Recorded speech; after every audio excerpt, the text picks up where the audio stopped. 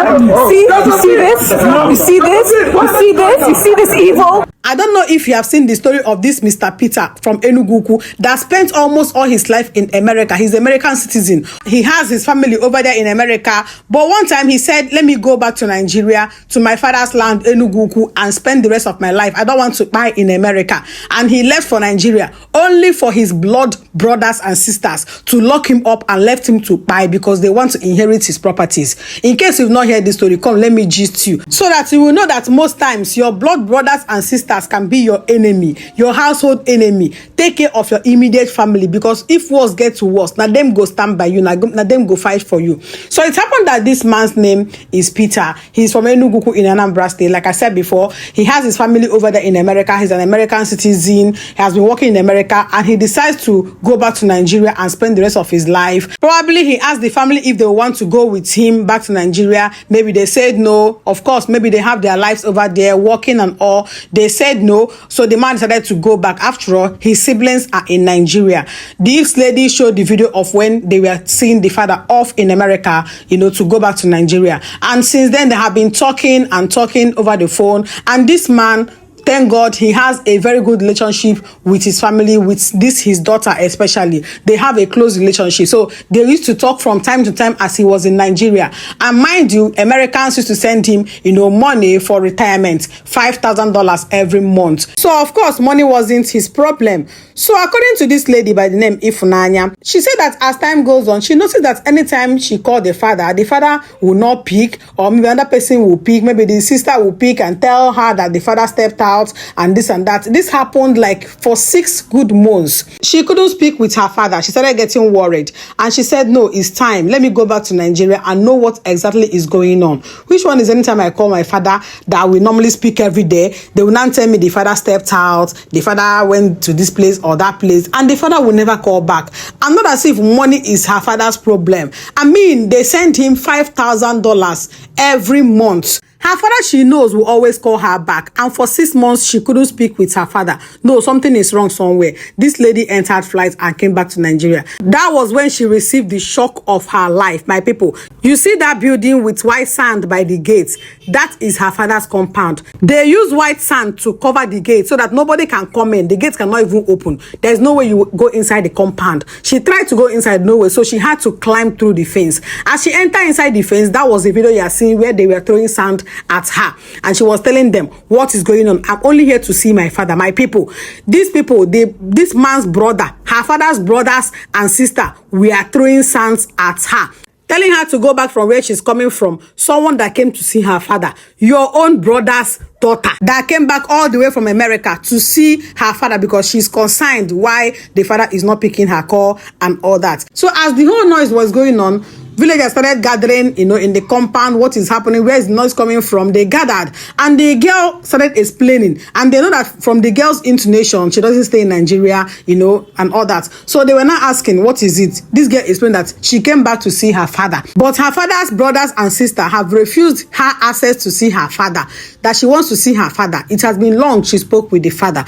They were like, no, for how many years now? We've not seen anybody come out from this compound though. So as this whole thing was going on, that was when her father's sister, Josephine, opened mouth and say that the father is in Abuja, in one of their brother's house in Abuja, Chris, if I'm not mistaken, in Abuja. They even had to call the so-called Chris, and the so-called Chris confirmed that yes, the father is there with him, that but he stepped out. That once he gets back to the house, he's going to put her father on the phone so that they can talk. All this thing is just in disguise to make the people gathered there to leave. All this thing, we are in their plan. The father was not in any Abuja. The father was in that house, his house there, my people. Things they happen. No, this story is very long, but I'm going to make it as short as possible. So, but this girl, thank God for the spirit of discernment. She said her spirit told her that is a lie.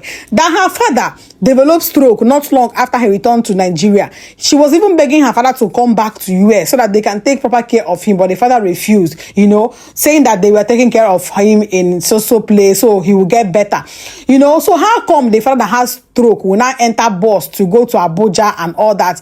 She said it's a lie, that the father is in that compound, my people. She refused though. After much struggles and fighting, she had to involve the police. The police came and they were like, okay, we are going to enter there. We are going to go and search the house. The girl was scared. She said she wants someone to go with her, into the compound to go and check. So the policemen there also accompanied her to go there. They went up, my people. She said what her eyes saw. Hell, she could not believe it.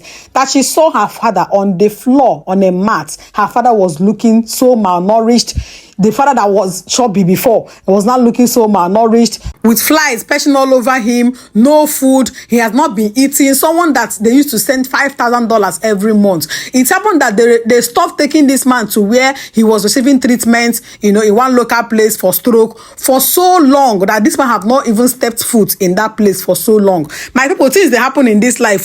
They want this man to buy so that they will inherit his properties. That was just the only thing that they wanted. All of them were in that plan. That was the reason why they were fighting her when she returned back to Nigeria. She said she cried her eyes out that day because she couldn't believe this was her father, my people. She said the father could not even speak because he was so weak to speak. Anyway, fast forward to the next day. According to her, she had to go back to her hotel room in Oka only to return the next day. Then when she returned the next day, the whole thing started again. They refused her access to the house and all that, which made her to go and involve the Onowu and so many other people to come and help her in the matter. Anyway, not to waste too much of your time going into details, it happened that her father's sister, Josephine, had already planned to take her father out of the house to one Babalawo so that the man will do something so that the father will reject her. So that when they ask the father, do you want to go with Ifunanya? The father will be like, no, I don't want to go with her. And once he says no, he doesn't want to go with her, people will now be like, leave him now. He doesn't want to go with you. Go back to America.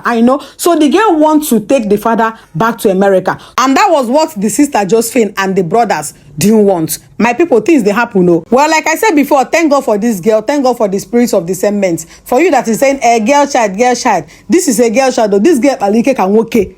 She behaved like a man. Anyway, according to Ifunanya, the sister to her father, Josephine, succeeded in taking the father to the Babalawo place, so that they would do something for the father to hate her.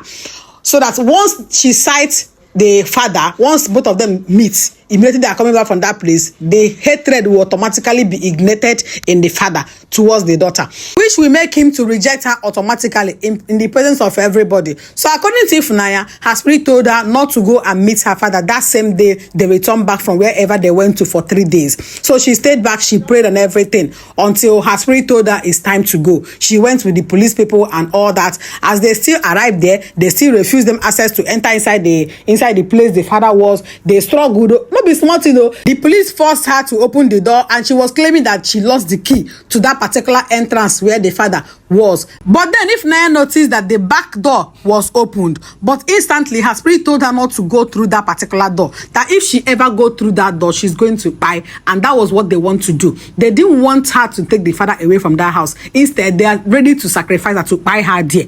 Yeah. Things they happen, so she said no, she's not going to go through that particular door, that she wants to enter there through this door that was locked. So she begged the police people and other boys there to please help her and break the key to that door. My people, she finally succeeded in going there, but she also told them to hold the father's sister down. She doesn't want to go inside that place that the father was with the father's sister. They agreed. The woman was struggling. She wants to go in. She wants to go in. Why would you hold me back? But the police people held her down there. She did not go up there with the daughter. And she saw the father lying helplessly on the bed over there, looking so malnourished and all. The father could not even talk. She only asked the father if he loves her, and the father just nodded. And that was all she needed. So she had to ask help from people to carry the father down to the car. That's the picture you are seeing there. That is the man. The father went through a lot. A chubby man.